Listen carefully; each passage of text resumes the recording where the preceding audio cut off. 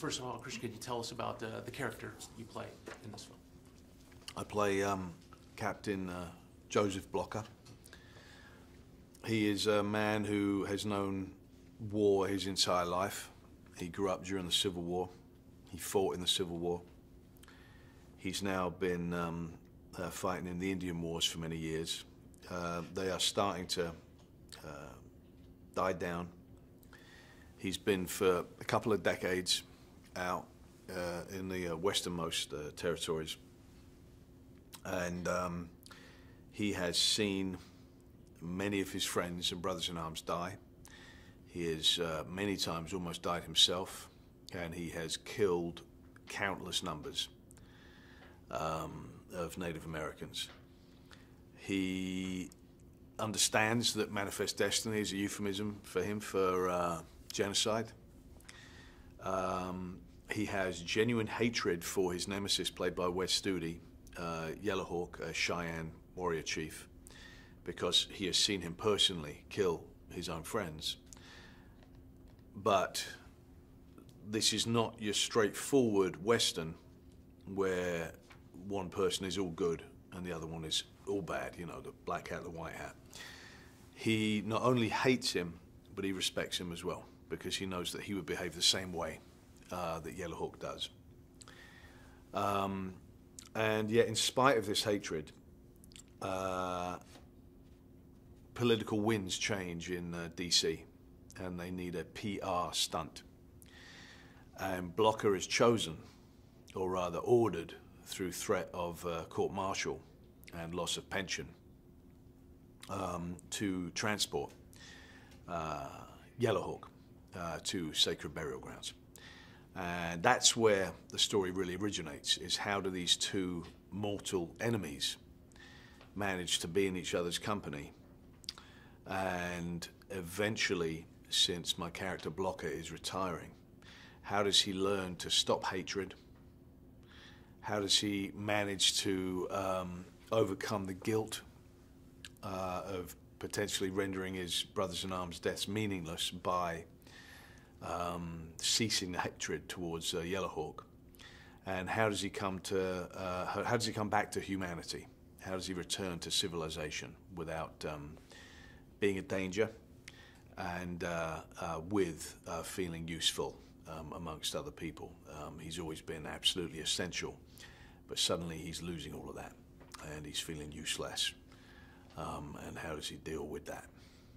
Now, what kind of research in going into this character, what did you have to do? What did you look at? Well, I read, there's reference to Wounded Knee, which Joseph Blocker was involved with.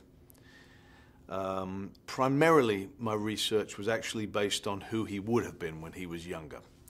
And therefore, I watched again and again Ken Burns' Civil War documentary to understand his origins. And then, obviously, multiple conversations with Scott Cooper, the director. Now, can you talk about, before we get into Scott, can you talk about working with your different co-stars on this picture and your different experiences? Yeah, Scott always picks phenomenal actors. He always gets incredible performances out of everybody. I had worked with Koryanka Kilcher and with Wes, although we didn't have scenes together, in The New World, Terrence Malick's The New World. I'd worked with Rory Cochrane before as well, and he's superb in this. I'd worked with Ben Foster before as well. And what's interesting about this circle of characters is that Blocker, in his isolation, his emotions are very often reflected through the other characters' emotions. And it's part of why he finds Yellowhawk so fascinating, in that he sees that he has something that Blocker lacks. He has a family, he has that love, he has a substance, he has a legacy that will continue. And with Rosamund's character, Rosalie, she's someone who is very free with expressing her pain, and they're very damaged individuals, but he's fascinated with her as well. And the fact that he would never have received any comfort in his life, you know, whatsoever. Hey, can you talk about working, how's a Western different? You've done many genres. But can you talk about what makes the Western different in your mind and how you approached it, looking at I think in terms of character, no difference at all. You just on a horse a lot more, and you got to learn how to shoot guns much more adeptly than you did before, and you got to be happy to be in a woolen uniform and sweat like crazy. But other than that, it still comes down to the same essence of, is it a good human story that is engaging? Did the location, it was the fact that were there location-specific challenges? Obviously, you have the guns, you have the horses. Were there other things that made it a little more challenging? There were things that were challenging, occasionally, a horse that would buck and fall over backwards and the rider had to jump away, or multiple lightning strikes, which myself and Scott Cooper and Masa Nobu, who's the director of photography, who's incredible, they would be telling us, get out right now, and we'd be going, you guys will get out, and we would quickly go shoot a scene because we just loved that there was going to be lightning around and that it wouldn't be fake. So we had that multiple times where we'd have to stop for that. And, the elements, but all of that is real. It's everything that the characters would have had to go through, except nobody would have been telling them to get back to safety.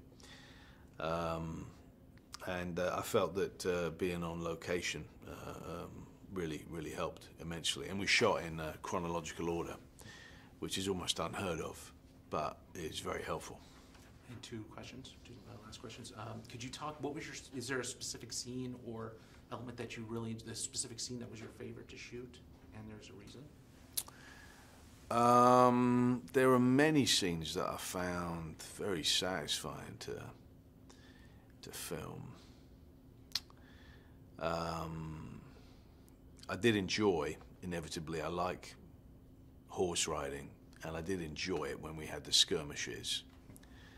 But then on quieter notes, very much the final scene that Blocker and Yellowhawk look each other in the eye and talk.